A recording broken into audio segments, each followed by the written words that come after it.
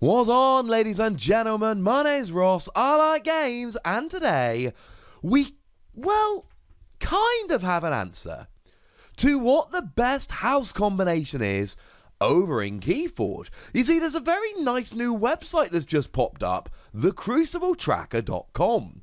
And what they're doing is tracking all the information from games that are happening over at The Crucible. Now, that is the unofficial way that we can go ahead and play Keyforge online, and until we get an official program, it's the best we've got. Well, one of the things they've gone and done, which is rather lovely, is gone and take a look and gone, right, what is the highest win rate of all of these decks? Which combination of decks has the highest win rate? And the answer is, well, we'll start with Call of the Archons, because we do need to separate them out. And over in Call of the Archons, the highest win rate is this Shadows Untamed with a 60% win rate. Although, to be fair, it is only about half a percentage higher than the second highest, which is this Shadows Logos. So clearly, Dis and Shadows are the secret to winning when it comes to Call of the Archons. Now, what I find incredibly interesting here is that the top 9 house combinations all have Shadows in. Shadows is really proven to be the highest winning deck, the best of the decks. To go to the other end of the spectrum, the bottom 12 house combinations do not have Shadows in. Okay, so it seems like at this rate that Shadows is the best, along with Dis and Untamed, but with logos there as well. And then interestingly enough, the third place is Shadows with logos and Untamed and no Dis. So really here, that's what we're looking at, that's what we're focusing on. So why is Shadows so gosh darn good? And the answer very simply is Amber Control. If we go to Call of the Archons, the first set, and we look at all of the Shadows cards, what we find is just phenomenal Amber Control. Now, you've got the headline grabbers, which is too much to protect, and used to be bait and switch until it got errated to only steal 2. Now, Too Much to Protect is a phenomenal card whereby you steal all but 6 of your opponent's Amber. Now, you then need to steal 1 more to take them off of check, but it's still pretty good. Now, to be fair, Effervescent Principle is also a phenomenal Amber Control card. And Doorstep to Heaven is also a phenomenal Amber Control card. Although, to be fair, Effervescent Principle is logos, which is one of the top houses. The thing is, it's not just Too Much to Protect. It is everything else that Shadows have in terms of Amber Control. So a common card that pops up in an awful lot of decks is Urchin. Urchin, great card. When you play it, you steal an Amber. Now, it's a 1-power creature, so it's not going to stay on the board very long at all, or it does have elusive. But it doesn't really matter, because as soon as you play it, you steal an Amber and it's giving you a bunch of value. Now, maybe you're a bit lucky and you get yourself a Fagin as well, which lets you continually recover an Urchin from play or discard pile into your hand, and then you can keep going with the stealing. But the thing is, this is a common card, Urchin is. So it's going to pop up in an awful lot of decks. But it keeps going. We've got stuff like Nerve Blast or Relentless Whispers, which are very much mirror cards. They do a bit of cheeky damage, they steal a bunch of Amber. The difference is that Nerve Blast steals and then does damage, if you did steal. Relentless Whispers does damage and steals if you destroy the creature. Routine Job is a rare, but generally pops up as multiple different copies in a deck. You steal an Amber, and then you steal another one for each copy of Routine Job in your discard pile. First gets you 1, second gets you 2, third gets you 3, etc. We've got One Last Job, which lets you purge all your friendly Shadows creatures and steal 1 for each that you purged in this way. And then if we look at some creatures, we've got Magda the Rat, who steals a couple of Amber when she comes in, although when it leaves, your opponent steals 2. But you steal, for now, that's the main thing. Moon Cursor goes and steals an Amber when you fight. Noddy the Thief has got an action that steals an Amber. Old Bruno, when you play it, you capture free Amber. And okay, your opponent can get it back, but not right this second. Dodger, when you fight, you steal an Amber. And what you generally get is a whole bunch of cards in every Shadow suite which steal a bunch of amber. And then that's not forgetting that we've actually got Miasma, which just plain makes your opponent skip their forging a key step. Okay, fine, if they've got something like Key Charge or Key Abduction, then yes, they can still forge a key during their turn. But at the beginning of their turn, there ain't no key forging. And that's why Shadows is the best house. It is amber control. There are two parts to winning a game of Keyforge: forging a key and stopping your opponent forging a key. And honestly, it is the stopping your opponent forging a key where Shadows excels. Now, the other house that comes up in 1 and 2, as in the top two options there, is Dis. And Dis are disruptive. The clue is very much in the name. And over in Call of the Archons, we have some phenomenal cards, which just plain stop your opponent doing what they want to do. We've got stuff like Ember Imp.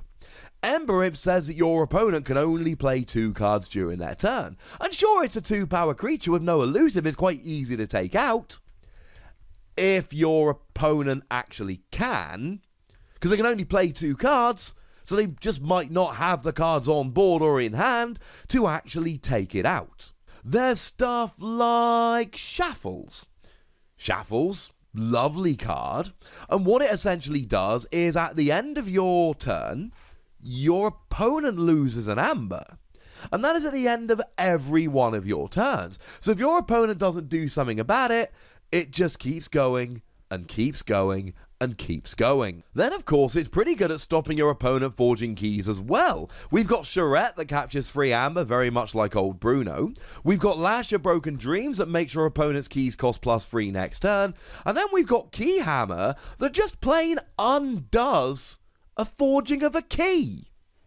And then, of course, while we're talking Dis, we might as well talk about the board wiping options. We've got Gateway to Dis, which just clears the board of all creatures, yours and your opponent's. You need to gain 3 chains, which is slightly upsetting, but it still does it. Or Key to Dis, an artifact with an Omni ability. You can use it regardless of your active house, which clears the board of all creatures, yours and your opponent's. And then, of course, we got Life Word, which is an artifact that stops your opponent playing creatures on their next turn. And Dis can even go further and actually make your opponent choose or not choose a particular house. Control the Weak lets you decide which house your opponent is choosing next turn. Restringuntis actually locks your opponent out of a particular house until they get rid of Restringuntis. And yes, okay, it's a 1-power creature.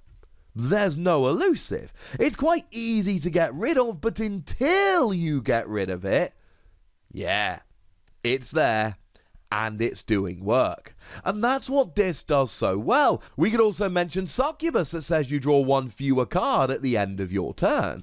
Or I could mention something like Tentacus, which makes you pay an amber to use an artifact. And what we have here is a house that just stops you doing what you want to do. Very, very much stopping your opponent winning the game. Now, the other house here that really fits into the top 3 is Untamed. Untamed in Call of the Archons, and we're going to look at Age of Ascension in the next video, and Untamed doesn't actually appear until the 4th most successful pairing, or trio, in Age of Ascension. Untamed is nowhere near as good in Age of Ascension. But in Call of the Archons, it is all about amber rushing. You've got both Full Moon and Hunting Witch, which allow you to grab an amber every time you play a creature. Then you've got stuff like Dust Pixie that has a double amber bonus such that when you play it, you literally get 2 amber. We've got Taliga, where every time your opponent plays a creature, you get to go ahead and get yourself an amber. Or Flaxia, that when you play it, if you control more creatures than your opponent, oh yeah, you get 2 amber. And this is kind of where we're going with Untamed. It is just flat out, let's go, amber, amber, amber. It's not the only thing that it does, but it's the best thing that it does. We've got Life Web. If your opponent played 3 or more creatures on their previous turn, you steal 2 amber. which is about the best amber control we've got, at least one of them, but it also gives you an amber bonus. And let's not forget that we've got Nature's Call, which lets you return up to 3 creatures to their owner's hand, which is phenomenal when you combine it with stuff like Dust Pixie and Flaxia and Full Moon and all of that good stuff. And then, of course, we can mention that this is the only house in Call of the Archons that's got 2 different key cheats, and it's got the best key cheat. Key Charge is the best key cheating card we've got. That is pretty much been proven at this stage. Key Charge, you lose an amber, but then you just forge a key at current cost. And if that doesn't sound good, we've actually got Chota Hazari, who when you play it has the same ability. I.e. you lose an amber and then forge a key at current cost. So not only are you rushing to get all of this amber, you're forging keys as well. And the best Untamed decks from Call of the Archons just sit there, rush for a whole bunch of amber, and then you just forge a key. I mean, there's stuff like Fertility Chant, which, okay, it does give your opponent 2 amber, but it gives you 4 amber. And that's essentially where we are. And if you combine these 3 houses, what you essentially end up with is Shadow stopping your opponent forging a key, Dis stopping your opponent doing much of anything that they want to do, and then Untamed rushing forward, getting a bunch of amber and forging keys outside of your forge a key step, and it doesn't surprise me that these are the top 3 when combined into one house combination. Now, just to finish off, giving a quick shout out to logos that doesn't appear in the top trio, but does appear in the second and third, and really the top 3 are just combination of those 4 houses. And what logos really does so well is drawing. That's what logos does in Call of the Archons. Whether it's library access, which has been errated, it was literally too good. Every time you play a card for the rest of the turn, you draw a card. And then you've got Phase Shift, which lets you play a card from another house, and Wild Wormhole, that lets you play the top card of your deck, each of which will essentially draw you 2 extra cards under library access, as well as giving some nice house cheating. That's quite nice. Then we've got Time Traveler, who gives you an amber and lets you draw 2 cards, but always comes with Help from Future South, which gives you an amber and lets you find Time Traveler either from your deck or from your discard pile. We've then got Library of Babel, that lets you draw an extra card during your turn. Quixo the Adventurer, who's got Skirmish to guarantee he'll survive a fight, and then draws a card when you survive a fight. And what you're left with is rather phenomenal draw power. And while we're talking drawing cards, how about the Howling Pit? Each player draws 1 more card at the end of their turn. Or Mother, you draw 1 more card at the end of your turn. Now, the other thing we've got really nicely is actually archiving. Sticking cards in your archive, letting them stay there, but essentially holding out for a big turn later, trying to archive 4 or 5 Untamed cards to go and have just a nuts turn. We've got Lab Work, which when you play it, you archive a card.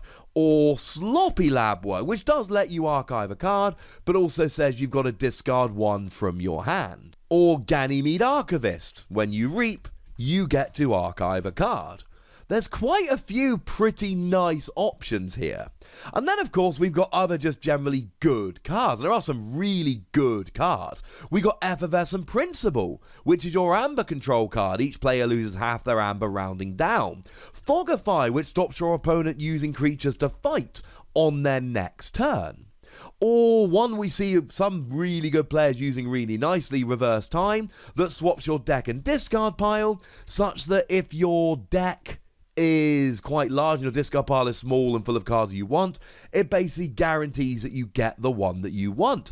Or Interdimensional Graft, such that when your opponent forges a key, they have to give you the extra 1. We've even got Remote Access that lets you use one of your opponent's artifacts. And what we end up with here is a house which just gives us speed and archiving and a few really nice tricks, but they're not in every deck, shall we say. I love logos for the drawing and the archiving, and there are some other little cards here and around which are really good and really help you as well. Now, clearly we do not have time to go through the cards, well, the best house combination from Age of Ascension as well. But if you like this video, make sure you drop a like, make sure you tell me in the comment section, and I'll do a follow-up video having a look at Age of Ascension. For now, ladies and gentlemen, I'd like to know what you think about this. Do you trust the figures, or are you a little bit skeptical? Go nuts in the comment section, but please do remember the rule. Be nice, would you? And then make sure you like this video, subscribe to this channel, and follow me on Twitter at the Wossy, where we talk about Keyforge and frankly any other games that take my fancy.